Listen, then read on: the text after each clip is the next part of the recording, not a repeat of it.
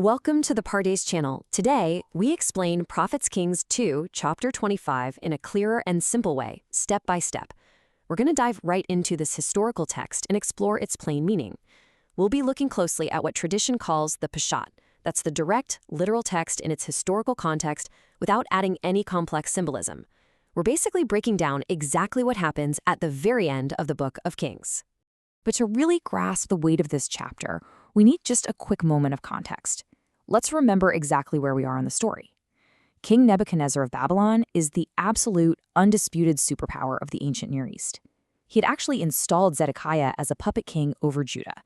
But Zedekiah, completely misjudging his own strength and the geopolitical reality, made the really fateful decision to rebel against this vastly superior empire. And now, the massive Babylonian war machine has returned to completely crush that rebellion. So here's our step-by-step agenda for the chapter. First, the siege of Jerusalem. Second, destruction and exile. Third, plundering the temple. Fourth, Gedaliah and the flight. Then we'll cover some key simple ideas and finally wrap up with practical life lessons. Let's jump right in. Chapter 25 really marks the sheer finality and tragic conclusion of 2 Kings. We are stepping into the immediate, absolute devastation of the rebellion I just mentioned. This chapter, it doesn't deal in metaphors. It is a direct, unvarnished historical record of the brutal consequences that followed Zedekiah's choice. It's literally a meticulous, verse-by-verse accounting of a nation's total collapse. Section 1. The Siege of Jerusalem. Famine and the King's Escape.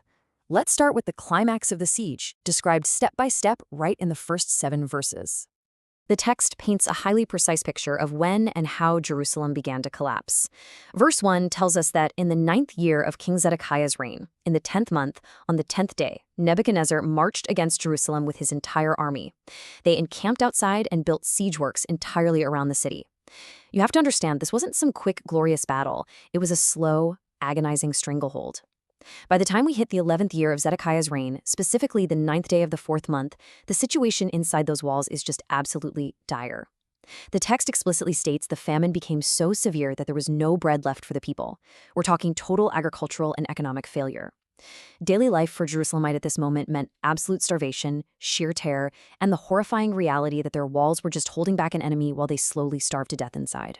Finally, under the cover of darkness, the city wall is breached. Zedekiah and his entire army make this desperate dash out of the city, fleeing through the gate between the 2 walls near the king's garden. They head toward the Arabah, that's the arid Jordan Valley region, probably hoping to find refuge or slip away across the river. But they don't make it. The Babylonian army pursues them, overtaking King Zedekiah in the plains of Jericho. And at this terrifying moment, his entire army just scatters, leaving their king completely abandoned. He's captured and hauled north to Riblah to face King Nebuchadnezzar's judgment. And the psychological and physical devastation inflicted here is just staggering. They execute Zedekiah's sons right in front of his eyes. And then, immediately after witnessing the slaughter of his own children, literally his last sight on earth, they put out Zedekiah's eyes, bind him in bronze shackles, and drag him away to Babylon. By the way, as you read these verses, you might see the word Chaldeans pursuing the king. Just to keep things super simple, this is referring directly to the Babylonian forces. It's just an alternate historical name for the empire led by Nebuchadnezzar. They are exactly the same thing.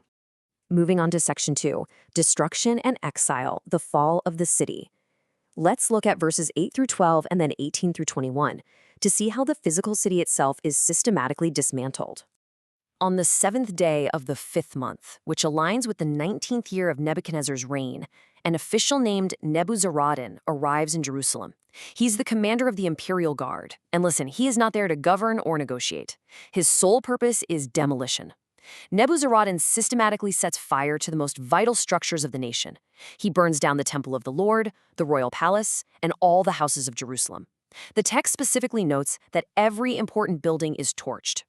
Then, to guarantee the city can never defend itself or rebel against the empire ever again, he orders the entire Babylonian army to break down the walls surrounding Jerusalem. This was a calculated, ancient siege tactic to leave the city completely open, exposed, and powerless. The text then draws a really stark contrast regarding what happens to the people. Nebuzaradan rounds up the rest of the populace who actually survived the siege, along with the defectors who had surrendered to Babylon, and he carries them off into exile. But he doesn't take everyone. The absolute poorest people of the land are left behind. Why? The text says they are left specifically to be vine dressers and plowmen, or husbandmen. This was definitely not an act of mercy. It was a cold, calculated economic move by Babylon to make sure the conquered regions still produced agricultural resources and taxes for the empire while entirely eliminating any organized political or military threat.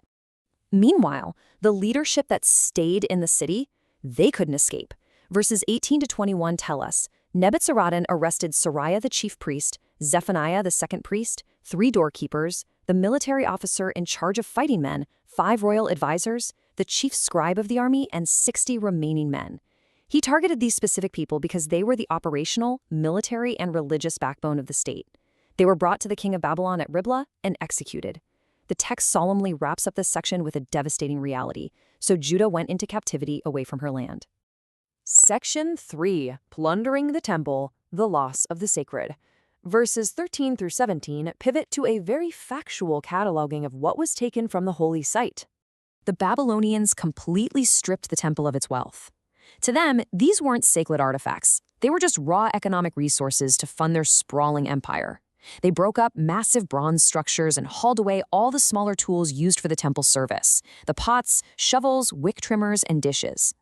Furthermore, the commander of the Imperial Guard seized all the censers and sprinkling bowls made of pure gold or pure silver. Literally everything of tangible value was treated as plunder and hauled off to Babylon. For a little clarity here, one of the items mentioned is the Brazen Sea or Bronze Sea. This was just a huge bronze water basin built centuries earlier during King Solomon's time, used in the temple courtyard for ritual washing. It was so incredibly massive that the Babylonians couldn't even transport it whole. They had to physically smash it into pieces just to cart the raw bronze away. To really put the sheer scale of this plunder into perspective, think about the 2 bronze pillars that stood at the temple entrance. According to verse 17, each pillar was 18 cubits high. That's about 27 feet tall. The bronze capital on top of just one pillar was another 4.5 feet high, intricately decorated with a beautiful network and bronze pomegranates. All of this incredibly fine, sacred craftsmanship was just brutally chopped up into scrap metal. The text emphasizes that the sheer amount of bronze from these items was so massive it was more than could be weighed. Section 4. Gedaliah and the Flight, the Final Blow. Let's look at the final verses of the chapter, from 22 onwards, to see the aftermath.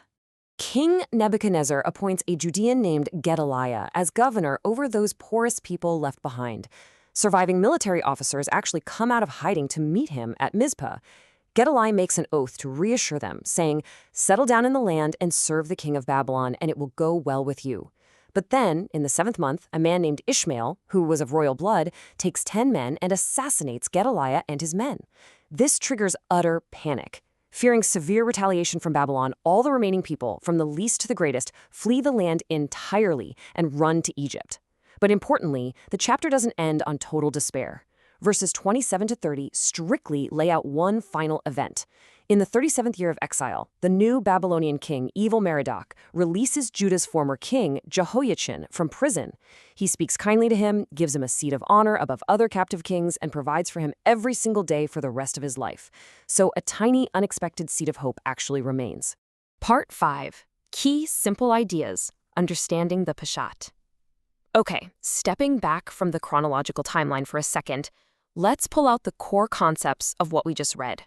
The plain text shows us the absolute catastrophic physical and political consequences of rebellion. It culminates in total systemic collapse. The military falls, the royal family is neutralized with Zedekiah's blinding, and the religious structure is decimated when the temple is burned to the ground. The very presence of the people in the land is essentially erased, beginning the Babylonian exile. It's a complete societal reset. Yet, as we saw with King Jehoiachin's release from prison in those final verses, the text leaves a subtle reminder that even in total systemic collapse, the narrative of the people is not entirely extinguished. Finally, Part 6, Practical Life Lessons. Now, why does this matter for us, and how can we use this to improve ourselves? This historical tragedy asks us to seriously consider the heavy weight of leadership. Zedekiah chose to rebel without the strength to back it up, bringing a horrific siege right to his own people. It's a really powerful reminder of the devastating ripple effects that poor decisions can have on an entire community. When leaders act on impulse, pride, or just a refusal to face the harsh reality of their situation, it's almost always the most vulnerable people who pay the ultimate price, through famine, destruction, and exile. We can definitely pull several clear lessons from this chapter. First, actions have unavoidable consequences. We saw this clearly when Zedekiah's pride directly led to a multi-year siege.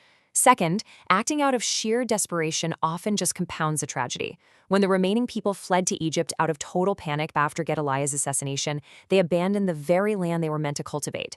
Third, material structures are fragile. Even the magnificent, unweighable bronze of Solomon's temple was reduced to mere scrap metal in an instant.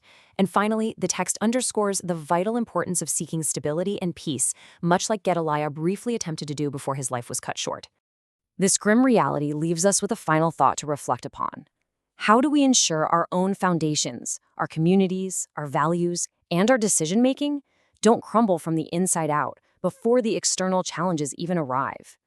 Zedekiah's literally lost vision is a harrowing metaphor for a leadership that completely failed to see the truth of its situation until it was far, far too late. Thank you for learning with us. If this helped you understand the chapter better, like, subscribe, and join us for the next chapter.